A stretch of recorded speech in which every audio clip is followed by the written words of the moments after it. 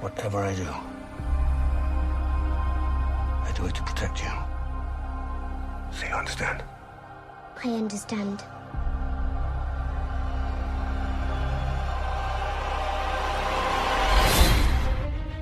Our rebellion is all that remains to push back the Empire. We think you might be able to help us. When was the last time you were in contact with your father? What is this? It appears he is critical to the development of a super weapon. If my father built this thing, we need to find him. They are requesting a call sign. It's, Rogue. Rogue One. The power that we are dealing with here is immeasurable. We have hope. Rebellions are built on hope. You're rebels, aren't you? Save the rebellion! Save the dream! My Nerd World. And welcome to it. It's episode 70 of the Star Wars podcast, your Rogue One Spectacular. I am your host, John Justice, and this podcast will obviously be devoted to all things Rogue One. It was released this weekend. I have now seen it twice and definitely wanting to go back and see it again. On the podcast today, I'm going to give you my instinctive reaction. Basically, I sat down after watching the film a second time, and I wrote down the things that just came to mind kind of working through the film. The parts of the movie that stuck with me the most. Then I'll go through a more specific what I liked and what I didn't like. Also on the podcast this week, my cohort in radio crime, Drew, who hosts the Justice and Drew show with me here in Minneapolis on Twin Cities News Talk, twincitiesnewstalk.com. He'll join me for about a 20-minute conversation where we will kind of open up the dialogue a bit as it relates to Rogue One and our thoughts on it. But most of sort of the breakdown and my thoughts is going to occur in the first part of the podcast. Again, if you want to email at any time, talkshownerd@gmail.com. You can also follow me on Twitter at John Justice. So let's just get this out of the way. I loved the movie. I really, really did. And loved it even more on a second viewing. It is different. And, you know, as a hardcore Star Wars fan, and there's a number of things that I'll kind of be previewing with what I'm going to talk with Drew about, because he represents sort of the more casual Star Wars viewer. But we take, you know, our Star Wars so seriously that, you know, sometimes it makes for a unique and different viewing experience, in that, you know, the same thing happened watching this movie, and again, I'll get into more of this with Drew, but the same thing happened watching Rogue One that happened when I watched The Force Awakens. It was just, I was so overwhelmed the first time seeing it that it was I took it all in, but it still required me to go back and see it a second time to sort of sit back and watch it like a regular film. You know, and these are movies that I know going in I'm more than likely going to watch over and over and over again. And this is a different Star Wars movie, but you can't judge it by anything except a Star Wars movie, right? It is still a Star Wars movie. And so it's a unique experience from the standpoint of somebody has now taken what we love and not done it on a small, short TV cartoon scale, something different, but they've expanded it now and done a feature-length film that sits with our beloved saga movies, but yet also stands apart from those movies. I wonder if Rogue One, and again, something I'll talk about with Drew, but I wonder if Rogue One benefited from the fact that The Force Awakens was such an echo, if you will. I don't want to say copy, but an echo of the original trilogy, that having Rogue One come out afterwards provides us with something fresh and new and different, completely set apart, that doesn't necessarily follow the same line, the same conventions of the saga films. There are moments in the movie, make no mistake, that do also play out much in the same way that the original trilogy movie plays out. But this is a much different styled, pacing Star Wars film, and yet it still feels like Star Wars. And it sits with you, too. This is a movie that I'm continuing to think about, and I really am sort of trying to break down whether or not I'm thinking about it because I'm just a Star Wars fan and I'm into it, or if I'm thinking about it because the movie is really kind of got to me in that way.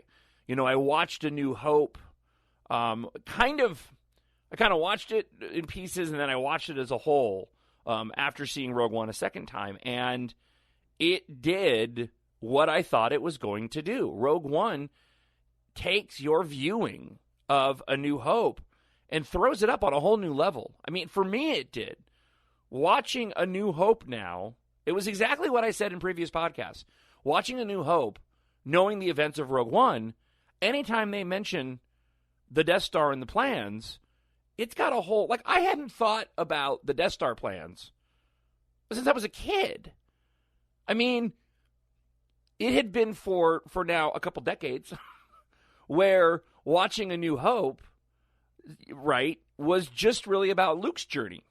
As a kid, I remember that without being attached to Luke Skywalker and the Skywalker family, that the Death Star plans was the driving force of the movie. And as a kid watching it, before knowing how the rest of the saga is going to play out, that was the crucial component. And they got to get the Death Star plans. They got to blow the Death Star up. Oh, my gosh.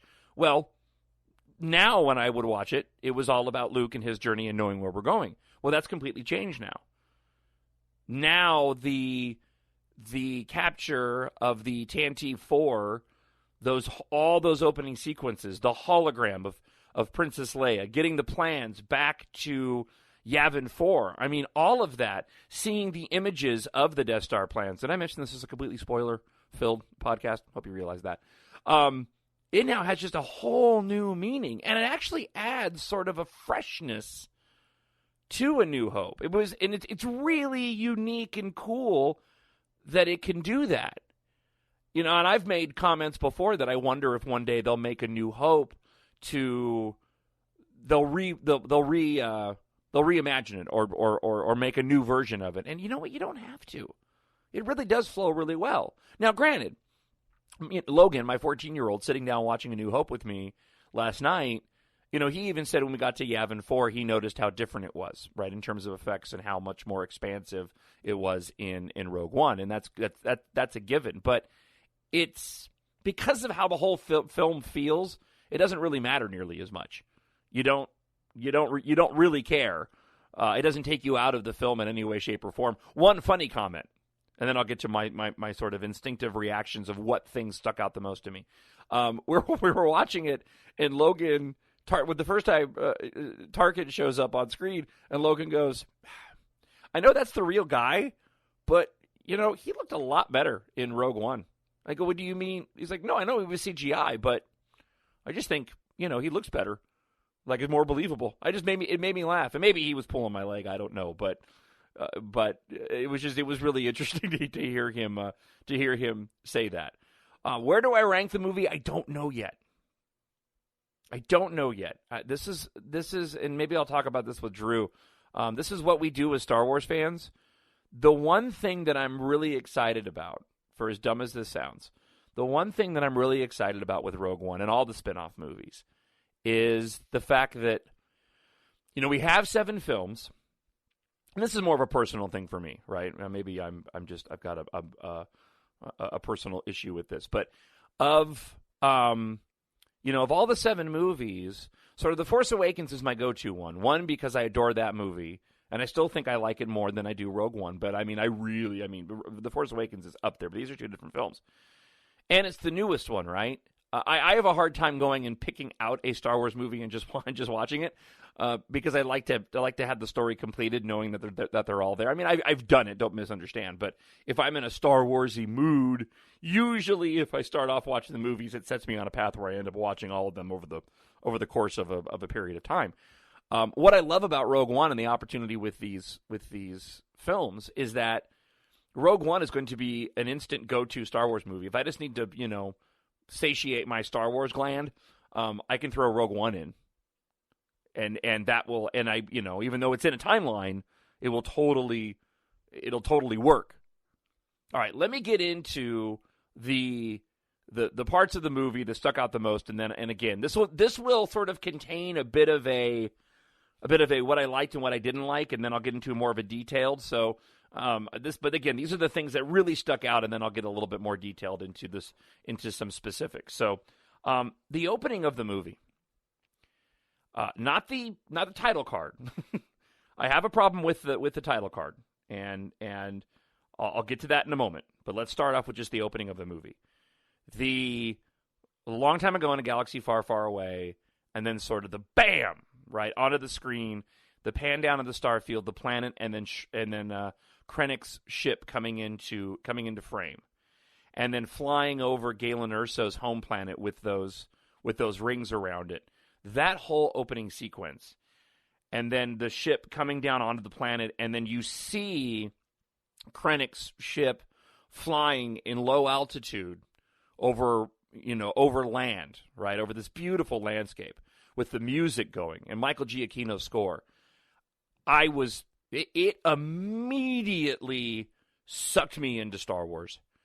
I knew that we were going to be that we were on a good path. And I don't know if you've noticed or not, but when it comes to, at least for the most part, you can tell within the first 10 minutes if a movie's going to be good. I mean, rarely, and I've talked about this before, but rarely do you find a movie that opens up poorly and then redeems itself later. Usually it sets the stage. And because that's where the focus has to be. You have to grab the audience's attention right out of the gate. I used to do demos for trying to get a radio gig. And there was this line of thinking that if you didn't grab whoever you was listening to the audio that you wanted to have hire you, if you didn't grab them in 15 seconds, they would just throw the demo out, right? They're with a song, you'll allow a song to sort of play out. And I think a movie plays more like a demo. You've got to grab them in instantly and sort of set the stage. And the opening of this film really might be at the moment my favorite Star Wars opening of a movie. And from a personal note, it reminded me a bit of Interstellar and some of the faraway shots of the Endurance as it was flying past, say, Mars in the middle part of the movie when they're heading towards the wormhole, and how that looked from a distance. And I love the profile of Krennic's ship. And if they still haven't made a Hasbro version of Kylo Ren's ship, which this ship, bears a big resemblance to. They better make one, because I haven't got a titanium smaller version of Krennic's ship yet, and I love that ship. So the whole opening sequence I thought was fantastic. I did not like the title card. I felt that they established that whole opening sequence and prologue of Jin fantastic, but I'm with a lot of different people. The yellow letters, the way that they were, hollowed out with that particular theme. And if you notice, next time you watch the movie, watch as the title card pops up on screen, there's actually kind of a starfield attached to it, so it fills in the gap, and it just came off as jarring to me. I still would have liked a crawl, but if you're not going to do a crawl, I would have liked something a little bit more subtle.